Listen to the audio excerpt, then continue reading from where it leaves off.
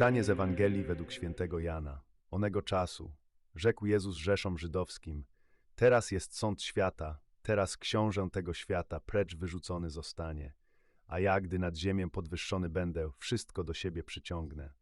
A mówił to oznajmiając, jaką śmiercią miał umrzeć. Odpowiedziała mu Rzesza: My słyszeliśmy z zakonu, że Chrystus trwa na wieki, a jakoż ty powiadasz, że trzeba, aby podwyższony był Syn Człowieczy? Któż to jest Syn Człowieczy?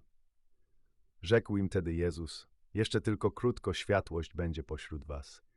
Chodźcie, póki światłość macie, aby was ciemności nie ogarnęły, a kto w ciemności chodzi, nie wie, dokąd zdąża. Dopóki światłość macie, wierzcie światłości, abyście synami światłości byli.